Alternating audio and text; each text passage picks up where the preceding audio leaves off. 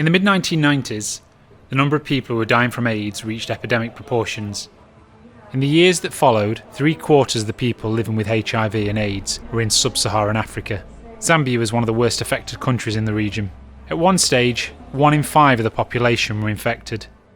Chicken Carter is in southern Zambia and has a long history of treating people with the disease. The Salvation Army has had an enduring presence in the area and opened a hospital there in 1945. The hospital has had a massive impact to the local community.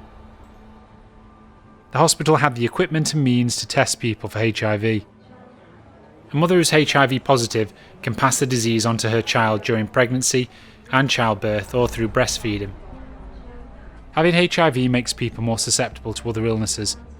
The children were perhaps some of the most tragic victims of HIV. In the early years, the Salvation Army worked with pregnant women and new mothers, offering tests and treatment to help reduce the transmission to their children. In 1996, new drugs called antiretrovirals, or ARVs, became available. After 5 years of legal battles with the pharmaceutical companies, prices began to fall and affordable drugs started to become available. However, 20 years on, only 1/3 of the 6 million people in developing countries who need ARVs were able to get access to them. Patients at the Salvation Army Hospital and Chicken Carter were some of the lucky ones, as the hospital distributed ARVs to patients. The provision of antiretroviral drugs made a massive difference to people's lives. It stopped the virus multiplying and therefore it slowed the progression of the disease, and people could live another 20 or 30 years with the disease. That didn't mean that people did not become ill or die with HIV. There was still need for care teams to treat those who already had the disease.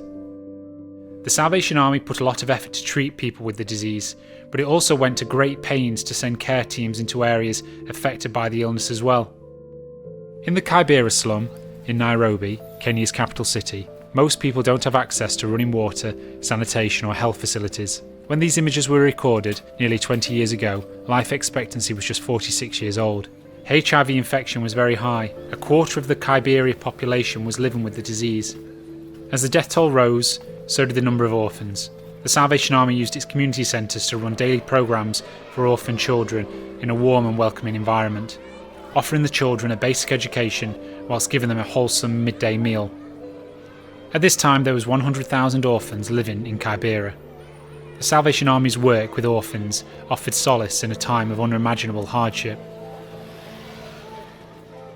Today, the Salvation Army still cares for people with HIV and AIDS throughout the world, treating people in hospitals and clinics and supporting them in their own communities. It's working to reduce the spread of HIV and to break down the stigma of the disease. The Salvation Army is helping to make life better for people living with HIV and AIDS. The Salvation Army's message to people living with HIV/AIDS is that this is not the end of the road. There's hope.